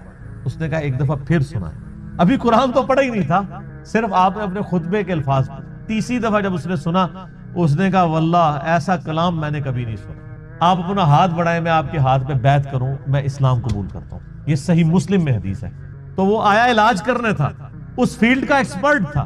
جس طرح آپ دیکھ لیں کہ جادوگروں نے اسلام قبول کر لیا تھا، ان کو پتا چل گیا تھا کہ موسیٰ علیہ السلام جو کچھ کر رہے ہیں یہ جادو نہیں ہے. کیونکہ ہر ایکسپرٹ اپنی فیلڈ کو جانتا ہے. ایک ڈاکٹر کو پتا ہے کہ ڈاکٹر زیادہ سے زیادہ کیا کر سکتا ہے، اور اس کے سامنے کوئی ایسا ایکسپیرینس آ جائے وہ کہے گا یہ ڈاکٹری میں پاسبل نہیں. جادوگروں کو بھی پتا تھا کہ جادوگر آنکھوں کا دھوکہ کرتے ہیں، یہ تو فزیکلی کر کے بتا رہا ہے، یہ جادو نہیں. تو جادوگر جن کی بیس پہ فرعون اکڑا ہوا تھا وہ تو مسلمان ہو گئے. اس کے بعد تو فرعون کو ویسے ہی مسلمان ہو جانا چاہیے تھا، لیکن نہیں ہوا. ہدایت اس کی قسمت میں نہیں تھی. یہاں پہ بھی مشرکین عرب جو بار بار کہتے تھے اس پہ جنات کا اثر ہے، جو جنات کا ایکسپرٹ ہے وہ کہہ رہے کہ یہ جنات کا اثر نہیں ہے، اور وہ مسلمان ہو گیا. اس کے بعد گنجائش رہتی تھی کہ مشرکین عرب نبی علیہ السلام پہ ایمان نہ لاتے، لیکن وہ قسمت میں ہدایت. اور لوگ کہتے ہیں جی اللہ کے نبی زندہ تھے، لوگ پتہ نہیں کیوں نہیں بات مانتے تھے. آج اللہ کے نبی کی بات مان رہے ہیں لوگ. وہ تو ان سے بہتر تھے، وہ کافر تھے، کم از کم ڈٹے تو ہوئے تھے نا.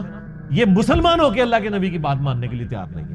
تو میں تو آج کل کے مسلمانوں کو دیکھتا ہوں تو مجھے اندازہ ہو جاتا ہے کہ واقعی یار ایک بندہ نبی کو مان کے بھی نبی کی نہ مانے تو یہ تو بڑا مسئلہ ہے، اور ایک بندہ نبی کو مان ہی نہیں رہا وہ اس کی نہ مانے تو وہ چھوٹا مسئلہ. یہ جو آج کہہ رہے ہوتے ہیں نا جی، وہ کاش تیرے زمانے میں ہوتا تو میں تیرے قدموں سے لپٹ جاتا، کبھی میں تیری جوتیوں کا تسمہ ہوتا، یہ کچھ ہوتا. میں کہنا رفع دین پھر بھی نہ تو شروع کرتا. تو کہنا ہم لوگ کہیں گے کہ یار ایک مکیہ میں مارنا ہے. یعنی جو اتنا بزدل ہے آج کے دور میں کہ وہ اپنے نظریات کو قرآن و سنت پڑھ کے چینج کرنے کے لیے تیار نہیں ہے، تو وہ ابو جہل ہی ہوتا. یہ ضروری نہیں ہے کہ تیرے ہوتے جنم لیا ہوتا تو ابو بکر، عمر، عثمان و علی ہوتا رضی اللہ عنہ مجمعین. نہیں، عین ممکن ہے کہ ابو جہل ہوتا، عبداللہ ابن ابی ہوتا. یہ بات کرنا بڑا آسان ہے، تیرے ہوتے جنم لیا ہوتا. یہ ساری کہانی ہے میرے بھائی، یہ بڑا مشکل کام ہے. یہاں پہ آپ دیکھ لیں نبی علیہ السلام کے کارٹون بنتے ہیں تو جنہوں نے داڑیاں نہیں رکھی سب سے پہلے وہ آ کے بینک توڑتے ہیں، شیشے توڑتے ہیں، گاڑیوں کو آگ لگاتے ہیں عشق رسول کے نام. انہی کو کہتے ہیں کہ یار داڑھی رکھ لو، نال ہی ٹھوس. حالانکہ ہونا یہ چاہیے کہ ان کافروں نے نبی علیہ السلام کے جو کارٹون بنائے ہیں اس میں نبی علیہ السلام کی مبارک داڑھی میں بم رکھ کے نا انہوں نے اس طرح کی شکلیں بنائی ہیں. تو پھر جڑا بننا کہ تو نے میرے نبی کی داڑھی میں بم دکھایا ہے. ابھی تو میں نے داڑھی نہیں رکھی تھی لیکن آج سے میں داڑھی رکھتا ہوں، ایسی کی تیسی تم لوگوں کی. تو کوئی کرنے کے لیے تیار نہیں ہے. مشکل کام ہے. اب بینک لوٹنا، گاڑیوں کو آگے لگانا، اے ٹی ایم مشینیں اکھاڑ کے لے جانا، ثواب دیکھیں، اے ٹی ایم مشین اکھاڑیں، آپ کو پیسے بھی ملے اور ثواب بھی ملے، اور کیا چاہیے؟ ظاہر ہے یہی کہانی کرائی گئی ہے نا۔ پاکستان میں تو مولوی یہی پٹی پڑھا رہا ہے نا، جو بھی اینٹی سٹیٹ ایکٹیویٹیز پہ علماء ابھار رہے ہیں اپنی عوام کو، وہ یہی کچھ کر رہے ہیں نا۔ غلامی رسول میں موت بھی قبول ہے، غلامی رسول میں اے ٹی ایم مشین لوٹنا بھی قبول ہے، تو سر پھر ایسی غلامی تو ہر بندہ کرے گا نا، دوویں جہان دی مٹھے باؤ، کہ مشین بھی لوٹ لی اور جنت بھی پکی کروا لی۔ تو یہ ساری باتیں کرنا یعنی آسان ہے، یہ دعوے کرنا آسان ہے، لیکن حقیقت ہے کہ یہ بڑا مشکل کام ہے سچائی کو قبول کرنا۔ تو اللہ تعالیٰ فرماتا ہے کہ تمہارے صاحب مجنون نہیں ہے، ان پہ کوئی جنات کا اثر نہیں ہے۔ اور پھر نبی علیہ السلام کا کریکٹر بھی ان پر گواہ تھا۔ جنات کے اثر والے لوگ تو بہکی بہکی باتیں کرتے ہیں، جس پہ جنات کا اثر ہو وہ یہ لوگوں کو کہے گا کہ اپنی بچیوں کو زندہ دفن نہ کرو، اپنے ماں باپ کے ساتھ اس نے سلوک کرو، اس خدا کی عبادت کرو جس نے تمہیں بے قدر پانی سے پیدا کیا ہے۔ اس طرح کی اخلاقی اقدار جس پہ جنات کا اثر ہو تو اس طرح کی باتیں تو نہیں کریں۔ پھر سورہ یونس میں اللہ تعالیٰ شروع میں آیت نمبر 14، 15، 16 میں آپ کو ملے گا، اللہ تعالیٰ فرماتا ہے کہ یہ کہتے ہیں کہ اے نبی ان سے فرما دو اگر اللہ نہ چاہتا تو میں کبھی قرآن تم پہ نہ پڑھتا۔ اور یہ کافر کہتے ہیں کہ نبی اس قرآن کو بدل دو یا کوئی اور قرآن لے آؤ، یعنی یہ تو بہت سخت قرآن ہے۔ اے نبی تم فرماؤ کہ مجھے کوئی حق حاصل نہیں کہ میں اپنی مرضی سے اس قرآن کو بدل دوں، میں تو خود اس وحی کا پابند ہوں جو اللہ کی طرف سے میری طرف آتی ہے۔ قل انی اخاف ان عصیت ربی عذاب یوم عظیم، اے نبی یہ بھی فرما دو کہ بالفرض اگر میں بھی اپنی خواہش نفس سے کچھ ایسا معاملہ کرتا ہوں، اپنے رب کی نافرمانی کرتا ہوں، تو میں بھی ڈرتا ہوں کہ بڑے دن کا عذاب مجھے بھی آ پکڑے گا۔ اس سے زیادہ اور کس طریقے سے آپ کو بات سمجھائی جاتی کہ قرآن میں یہ آیت 3 دفعہ ریپیٹ ہوئی ہے، سورہ یونس میں، سورہ الانعام میں اور سورہ الزمر میں۔ قل انی اخاف ان عصیت، اے نبی تم فرماؤ مجھے تو خود خوف لگا ہوا ہے کہ بالفرض اگر میں نے بھی اپنے رب کی نافرمانی کی تو بڑے دن کا عذاب مجھے بھی آ پکڑے۔ یہ آپ کے بابا ہی ہیں جو کہتے ہیں جو ہمارا مرید ہوا تو ہم تو اس وقت تک جنت میں نہیں جائیں گے، حالانکہ وہ بابے خود نماز پڑھ رہے ہوتے ہیں نا، ان کے مرید نماز پڑھ رہے ہوتے ہیں۔ نماز کا پوچھے کہتے ہیں مدینہ شریف پڑھتے ہیں۔ ان سے کہیں کوئی ضعیف حدیث دکھا دیں کہ نبی علیہ السلام جب مکے میں تھے تو مدینے آ کے نماز پڑھتے تھے، اور جب مدینے میں تھے تو مکے جا کے نماز پڑھتے تھے۔ کہانیاں، اور بلکہ میں نے اس کہانی کی تو وہ انجینئرنگ کی ہے کہ صحیح مسلم میں حدیث ہے کہ نبی علیہ السلام نکلے تو بنو سلمہ کے کچھ لوگوں کو دیکھا مدینہ شریف میں وہ کھڑے ہوئے تھے۔ آپ فرمایا کیوں کھڑے ہو یہاں پہ؟ تو کہا یا رسول اللہ ہم ذرا دور رہتے ہیں تو مسجد نبوی میں آتے ہوئے ہمیں ٹائم کافی زیادہ لگ جاتا ہے، تو ہم نے ارادہ کیا کہ ہم مسجد نبوی کے قریب شفٹ ہو جائیں۔ تو آپ نے فرمایا جو اتنے قدم چل کے آتے ہو تمہیں ثواب ملتا ہے۔ ان کے یا رسول اللہ لیٹ ہو جاتے ہیں، پہنچنے میں تکلیف ہوتی ہے، تو آپ فرمایا ہر قدم پہ ثواب ملتا ہے۔ تو انہوں نے پھر مسجد نبوی کے قریب شفٹ ہونے کا ارادہ ترک کر کے اپنے انہی علاقوں میں رہے، صرف اس وجہ سے کہ جتنے قدم چل کے آئیں گے ثواب ہوگا۔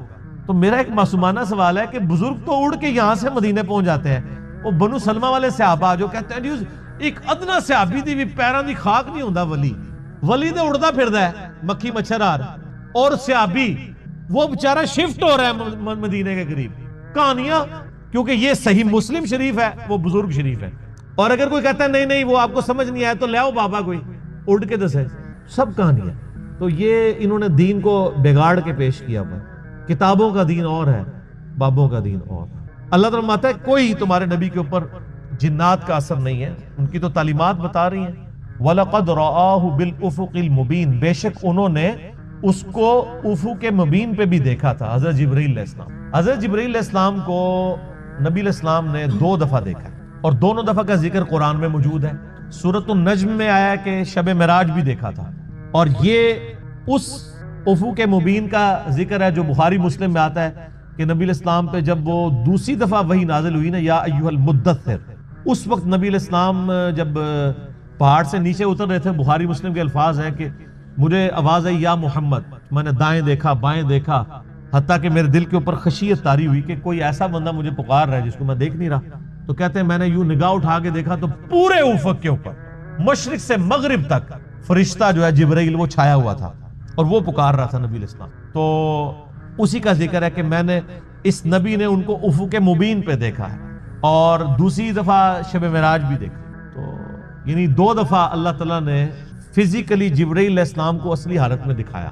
بخاری میں الفاظ ہیں، نبی علیہ السلام فرماتے ہیں میں نے جبرائیل کو اپنی اصلی حالت میں دیکھا، ان کے 600 پر تھے، اور وہ ایک پر ایسا ہے کہ مشرق سے مغرب کو احاطہ کرنے والا ہے۔ اور اللہ کی قدرت دیکھیں کہ اتنا بڑا جبرائیل جب نبی علیہ السلام کے سامنے حاضر ہوتے ہیں تو انسانی شکل میں آ جاتے ہیں. جو صحیح مسلم میں کتاب الایمان میں پہلی حدیث ہے، 93 نمبر حدیث ہے جبرائیل، جو سفید کپڑوں میں اور کالے سیاہ بالوں میں ایک بندہ آ کے صحابہ کو چیرتا ہوا سیدھا آ کے حضور کے گھٹنوں کے ساتھ گھٹنے ملا کے بیٹھ جاتا ہے. سارے دیکھتے ہیں جی اتنا فرینک بندہ، یعنی نبی علیہ السلام اتحیات کی حالت میں بیٹھے ہیں صحابہ کے درمیان. اچھا نبی علیہ السلام اکثر اسی حالت میں بیٹھتے تھے، یہ عاجزی کے زیادہ قریب ہے. ویسے تو چوکڑی مار کے بیٹھنا بھی سنت ہے، احتبا کرنا بھی سنت ہے، یعنی گھٹنوں کو اٹھا کے اور یوں ایسے. تو اس نے گھٹنوں سے گھٹنے ملا کے نبی علیہ السلام سے کچھ سوالات کیے. وہ صحابہ کرام سوال کرتے ہوئے شرماتے تھے، تو بیسیکلی اللہ تعالیٰ نے انسانی شکل میں یا رسول اللہ بتائیں ایمان کیا ہے، اسلام کیا ہے، اس طرح مختلف حدیث جبریل مشہور ہے. تو جب وہ چلے گئے تو نبی علیہ السلام نے صحابہ سے کہا جانتے ہو یہ شخص کون تھا؟ یہ جبریل تھا، تمہیں ایمان سکھانے کے لیے آیا تھا کہ تم یہ سوالات نبی علیہ السلام سے بیسکس سیکھو. تو یہ اللہ کی جناب قدرت ہے. وما هو علی الغیب بضنین، اور یہ نبی غیب بتانے میں ذرا بھی کنجوس نہیں ہے. یہاں پہ کسی کے ہاتھ کوئی بڑی ایکسٹرا چیز لگ جائے نا تو وہ چھپاتا ہے باقی لوگوں سے. اور نبی وہ ہے کہ جن کو اللہ تعالیٰ نے یہ غیبی خبریں دیں تو وہ بخیل نہیں ہے، بلکہ ہر بندے کو بتا رہے ہیں کہ تمہیں اپنے رب کے حضور پیش ہونا. اور اسی میں یہ چیز امپلائیڈ ہے کہ نبی علیہ السلام نے اپنی امت سے کوئی بات نہیں چھپائی. جو دین اللہ نے آپ کو دیا من و عن اسی طریقے سے امت تک پہنچا دیا. انہی آیات کو میں نے کور کیا تھا اپنے اس علم لدنی والے لیکچر میں، جو صوفیاء کے ہاں ایک کانسیپٹ پایا جاتا ہے کہ جی دین کتابوں میں نہیں ہے بلکہ سینہ بسینہ ٹرانسفر ہوا ہے، اور دین کی کچھ خاص چیزیں اللہ کے نبی نے خاص لوگوں کو بتائی ہیں، وہ باقی لوگوں کو نہیں بتائی. یہ عقیدہ کفر ہے. اور اس میں صوفیاء نے جتنے دلائل جھوٹے لیم ایکسکیوزز گھڑے ہوئے تھے، میں نے وہ سارے 55A علم لدنی سے متعلق فرقہ وارانہ نظریات کا تحقیقی جائزہ اس میں کور کیا. اور اس میں سیدہ عائشہ کی حدیث بخاری اور مسلم سے میں نے پیش کی ہے، جس میں اما عائشہ نے کہا کہ وہ شخص جھوٹا ہے، اللہ اور اس کے رسول دونوں پہ جھوٹ باندھتا ہے، جو یہ کہتا ہے کہ اللہ کے نبی علیہ السلام نے کچھ باتیں امت تک پہنچا دی، خود کچھ چھپا لی. سب تک پہنچائی ہے، بلکہ ایسی پہنچائی ہے کہ آپ نے حجۃ الوداع کا جو خطبہ دیا ہے میدان عرفات میں بھی، اور آپ صلی اللہ علیہ وسلم نے یوم النہر کا جو خطبہ دیا ہے منا کے اندر، دونوں خطبوں میں آپ نے پبلکلی کہا ہے کیا میں نے اللہ کا پیغام تم تک پہنچا دیا؟ سارے صحابہ نے بیک زبان کہا کہ آپ نے پہنچا دیا، حق ادا کر دیا. پھر نبی علیہ السلام نے یوں اشارہ کیا 3 دفعہ آسمان کی طرف، انگلی اٹھائی شہادت کی، اور پھر صحابہ کی طرف، اے اللہ گواہ رہنا، اے اللہ گواہ رہنا، اے اللہ گواہ رہنا. وہاں کوئی صحابی نہیں کھڑا ہوا کہ یا رسول اللہ آپ نے مجھے کچھ خاص باتیں بتائی تھیں جو منع کیا ہوا ہے تو وہ میں آگے دس دیں. وہاں دین اوپن تھا. حجۃ الوداع پہ سیدھا سیدھا فرمایا قرآن اور سنت چھوڑ کے جا رہا ہوں. غدیر خم پہ سیدھا سیدھا فرمایا قرآن چھوڑ کے جا رہا ہوں، اسے پکڑ لینا، میرے اہل بیت کے ساتھ اس نے سلوک کرنا. یہ تو کہانی بعد کے لوگوں نے کروا دی ہیں کہ جی کو پیرلل میں کو روحانیت والا معاملہ چل رہا ہے. روحانیت نبی علیہ السلام کی تعلیمات کا ہی نام ہے، اس کے علاوہ سب کچھ شیطانیت ہی ہے، چاہے آپ اس کو کسی بھی ٹرم کے اندر پریزنٹ کریں. اسی لیے دیکھیں ان کو یہ پتا تھا کہ ہمارا دین کتابوں سے ثابت نہیں ہوتا، اس لیے کتابوں کے سب سے بڑے دشمن آپ کو یہی پارٹی نظر آئے گی. کیوں؟ کبھی کہیں گے علم بس کریو یار، او یار شیطان بھی بڑا بڑا عالم تھا. آپ کو پتہ ہی کتنی بڑی آپ توہین کر رہے ہیں. کس آیت کے اندر کس حدیث میں لکھا ہے کہ شیطان بہت بڑا عالم تھا؟ علم کو تو اللہ تعالیٰ اپنی کوالٹی فرما رہا ہے، اپنے نبیوں کی کوالٹی فرما رہا ہے، چونکہ علم ان کا دشمن ہے اس لیے ان کو علم سے دشمنی ہے. انما یخشی اللہ من عبادہ العلماء، اللہ کی معرفت اور خشیت صرف اہل علم کو ہے. قل رب زدنی علما، اے نبی آپ بھی اللہ سے دعا کیا کریں اللہ میرے علم میں اضافہ کر دے، میرے عشق و سرور میں، وجدان میں اضافہ کر دے. یہ کوئی دعا نہیں ہے. حضرت آدم علیہ السلام کو فرشتوں نے سجدہ کیا علم کی بنیاد پہ. پھر سورہ الزمر میں آیا قل هل يستوي الذين يعلمون والذين لا يعلمون، اے نبی فرماؤ بھلا علم والے اور بغیر والے برابر ہو سکتے ہیں؟ انما يتذکر اولو الالباب، نصیحت تو صرف اہل عقل قبول کرتے ہیں. تو ان کو پتا تھا عقل اور علمی باتیں یہ ہماری دشمن ہیں، لہذا کہہ دو عشق دے چلے نمبر لے گئے. عقل والے انجے ہی عمرہ گالیاں، عشق دے چلے نہیں نمبر لے گئے. بھائی چلا چلا ہی ہوتا ہے، چلے دا کدے نمبر نہیں لگتا، نمبر لگتا ہے علم والوں. اللہ کے نبی کو جب کہا جا رہا ہے کہ آپ بھی دعا کریں کہ اللہ میرے علم میں اضافہ کر دے، تو آپ لوگ اس کھاتے کے اندر ہے کہ آپ علم کو نگیٹ کرنا شروع کر دیں. علم انبیاء کی وراثت کیا ہے بخاری و مسلم کی حدیث کی روشنی میں؟ عشق و سرور، وجدان، سینہ بسینہ، علم. تو وہ آپ علم لدنی والا میرا لیکچر دیکھ لیں. تو فرمایا جا رہا ہے کہ غیب بتانے میں بخیل نہیں ہے. جو اللہ نے غیبی خبریں ان کو عطا فرمائی تھی من وان امت تک پہنچا دی. تو یہ بھی اس بات پہ ثبوت ہے کہ نبیوں کو اللہ تعالیٰ علم غیب دیتا ہے، غیب پہ اطلاع دیتا ہے، لیکن جتنی دیتا ہے بس اتنی دیتا ہے۔ قرآن میں کیٹیگوریکل ڈینائی درجنوں دفعہ ہے کہ نبی قیامت کا علم آپ فرمائیں مجھے نہیں دیا گیا، میں تو صرف ڈر سنانے والا، تو لہٰذا آپ قیامت کے بارے میں آپ کلیم نہیں کر سکتے، وہ اللہ کے ساتھ خاص ہے۔ تو علم غیب کا عقیدہ یہ ہے کہ جتنا نبی کو بتایا گیا اتنا ان کو پتا تھا، جو نہیں بتایا گیا وہ نہیں۔ علم غیب پہ میں نے ڈیٹیل لیکچر مسئلہ 6A اور B دیا ہے، وہ آپ دیکھ لیں، جس میں نے ساری ایکسٹریمز کا رد کیا۔ وما ہوا بقول شیطان الرجیم، یہ کسی شیطان مردود کا قول نہیں ہے۔ وہ کہتے ہیں نا جنات کا اثر ہے، شیطان بھی تو جن ہے نا، کہا جا رہا ہے کسی راندہ درگاہ کا نہیں ہے یہ قول، بلکہ یہ تو اللہ کا فرشتہ اس پہ نازل ہوتا ہے۔ فَأَيْنَ تَذْهَبُونَ، تو کدھر پھرے جا رہے ہو، اس قرآن سے کیوں بھاگ رہے ہو؟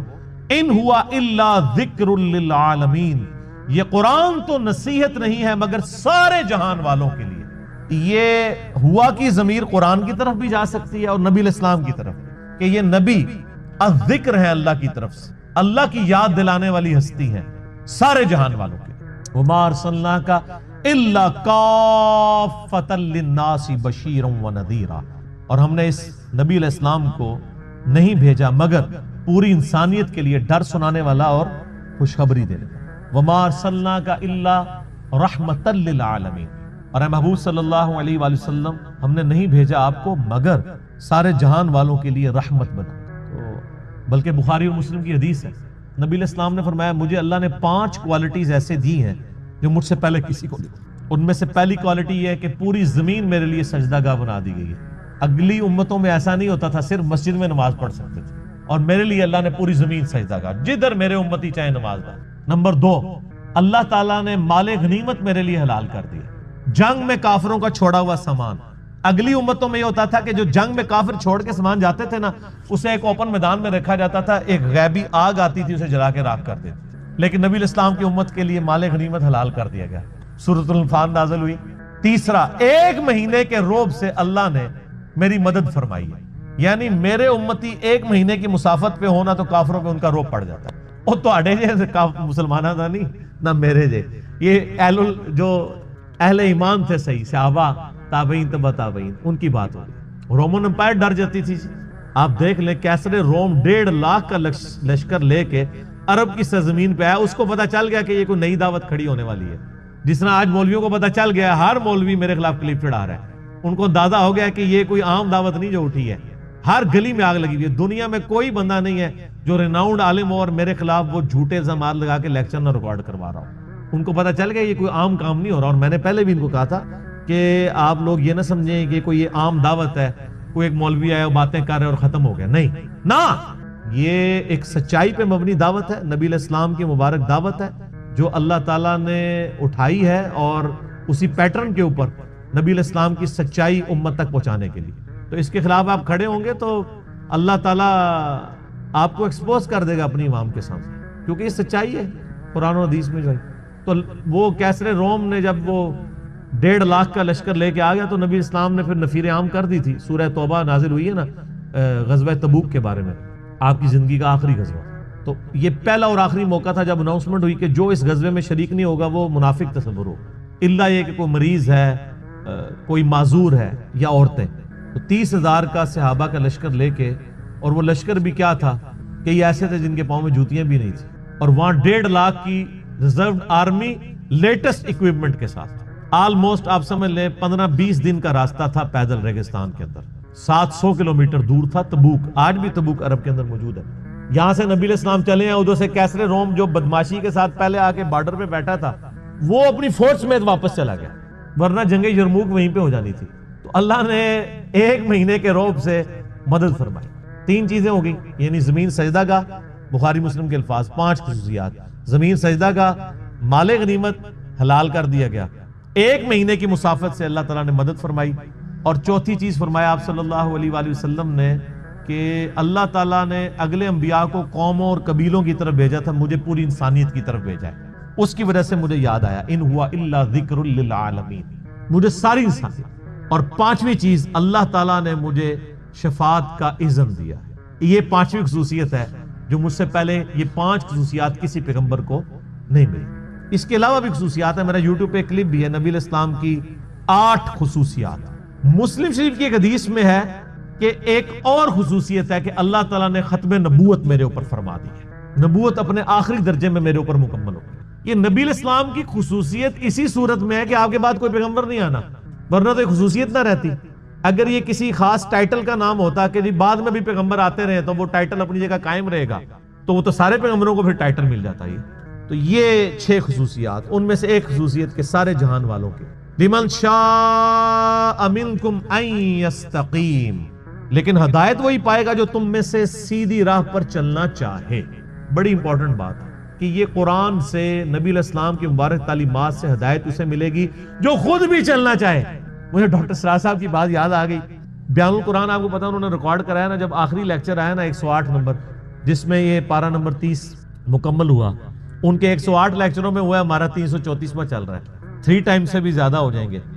تو اینڈ پہ انہوں نے کہا میں دعا کرواتا ہوں، لیکن دعا کرانے سے پہلے انہوں نے بڑی پیاری بات کی، انہوں نے کہا یہ دعا اسی کے لیے ہے جو واقعی چینج ہونا چاہتا ہے۔ اگر دعا کرتے وقت آپ یہ کہہ رہے ہیں کہ اے اللہ مجھے دین اسلام پہ چلا دے، اے اللہ مجھے نبی علیہ السلام کے راستے پہ چلا دے، اور دل میں یہ آ رہا ہے کہیں چلا ہی نہ دے، داڑھی رکھنی نہ پڑ جائے، اللہ اور عام کی تمیز کرنی ہی نہ پڑ جائے، تو انہوں نے کہا پھر یہ اسی طرح کی دعائیں ہیں جس طرح امام مرشد کراتے ہیں اور چلے جاتے ہیں۔ تو اگر واقعی آپ دعا کرنا چاہتے ہیں تو پھر تو آپ دعا کریں، ورنہ انہوں نے کہا کہ میں بھی روٹین سے کروا دوں گا، آپ بھی روٹین سے کر لیں۔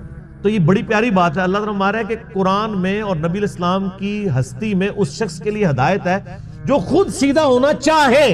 اس کا مطلب کیا ہے کہ یہ اللہ نے رول بنا دیا، جو خود سیدھا ہونا نہیں چاہے گا اسے اللہ بھی سیدھا نہیں کرے گا۔ تو یہ جو آپ نے کہانیاں کرائی ہیں دعا کرو جی اللہ توفیق دے دے، یہ کوئی چیز ہی نہیں اسلام کے اندر۔ اللہ نے توفیق اس کو دینی ہے جس نے کوشش کرنی ہے، اور اللہ کے فضل سے جب آپ کوشش کرتے ہیں نا تو توفیق آپ کو مل جاتی ہے۔ آج تک کسی نے یہ نہیں کہا دیا دعا کرو ارادہ ہے کہ بس گھر جا کے میں روٹی کھانی ہے تو میں کامیاب ہو جاؤں، وہ کھانی ہوتی ہے۔ بندہ ٹوائلٹ میں جا رہا ہو، کسی نے کہا جی یہ دعا کرو ارادہ ہے کہ میں نے جا کے ابھی پیشاب کرنا ہے تو میں کامیاب ہو جاؤں، حالانکہ یہ بہت بڑی چیز ہے کہ کامیاب ہو جائے۔ جن کے پیشاب بند ہوئے ان سے ذرا پوچھیں، ایون بزرگوں کے بھی جب پیشاب بند ہوتے ہیں نا وہ بھی آغا خان لے کے جاتے ہیں ان کو۔ یہ لادہ بات ہے کہ آپ کے پیشاب بند ہوتے ہیں آپ کو مزار پہ لے کے جاتے ہیں، اور مزار پہ جو بزرگ بیٹھے ہیں جب ان کا پیشاب بند ہوتا ہے تو وہ مہنگے ترین ہاسپٹل میں جاتے ہیں۔ ایسے یہ کیوں ہوتا ہے جی؟ آج تک آپ نے سنا ہے کہ کسی بزرگ کے بیمار ہونے پہ اسے کسی دوسرے بزرگ کے مزار پہ لے کے جائیں؟ بلکہ وہ تو مہنگے مہنگے ہاسپٹلز میں علاج کرا رہے ہوتے ہیں، اور وہ تو ہمیں تب پتہ چلتا ہے جب وہ ویڈیوز چڑھتی ہیں کہ جی وہ فلاں ہاسپٹل میں فلاں کی بھی عیادت کے لیے حاضر ہوا، فلاں بھی عیادت کے لیے حاضر ہوا۔ مجھے یہ بڑی حیرانگی ہوتی ہے کہ یہ لوگ تو ہمیں مشورہ دے رہے ہوتے ہیں کہ فلاں جگہ جائیں، خود یہ ہاسپٹلز میں کیوں جاتے ہیں جب پیشاب بند ہو جاتا ہے؟ بلکہ بازار میں بھی جانے خود نگاہ مار کے اپنا پیشاب جاری کر دیں۔ جو لوگوں کے معاملات سیدھے کر رہے ہیں وہ اپنے پر خود کیوں نہیں نگاہ مارتے ہیں؟ وہ کہانیاں، ساری کہانیاں، سب کہانیاں چلتی ہیں، اس سے کچھ بھی نہیں ہونا، یہ سب کچھ جھوٹے انہوں نے لبادے اپنے اوپر۔ بل اس کے اوپر اللہ فرما رہا ہے میں اسے ہدایت دوں گا جو سیدھی راہ پہ چلنا چاہے۔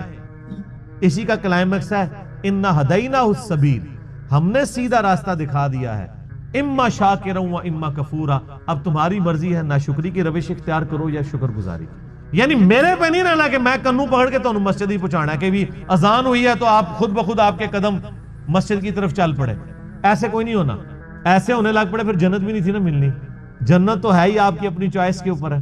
اور سورہ العنکبوت کی جو آخری آیت ہے والذین جاہدوا فینا، جو لوگ کوشش کریں گے ہماری راہ میں، لنہدینہم سبلنا، ان کے لیے ہم اپنی راہیں کھولیں گے، وان اللہ لمع المحسنین، اور اللہ تعالیٰ محسنین نیکوکاروں کے ساتھ۔ تو جو کوشش نہیں کرے گا کچھ بھی نہیں ہونا اس کو۔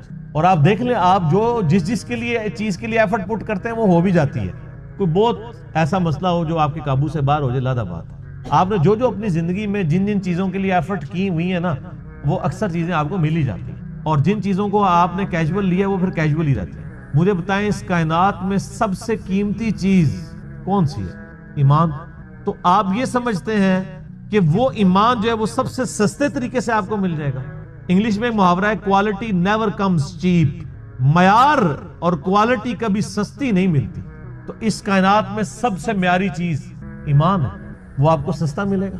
یہ وہ ٹکٹ ہے جس کے اوپر آپ کو جنت میں ہمیشہ کی زندگی ملنے والی ہے۔ دنیا میں آپ مہنگے سے مہنگا بھی ٹکٹ کسی جگہ خوبصورتی کے کسی آپ چڑیا گھر میں چلے جائیں یا کسی باغ کے اندر، وہ بھی چند گھنٹوں کے لیے ہوتا ہے، اور ہمیشہ کے لیے ہمیشہ کی زندگی کا ٹکٹ وہ آپ سمجھتے ہیں مفت مل جائے گا۔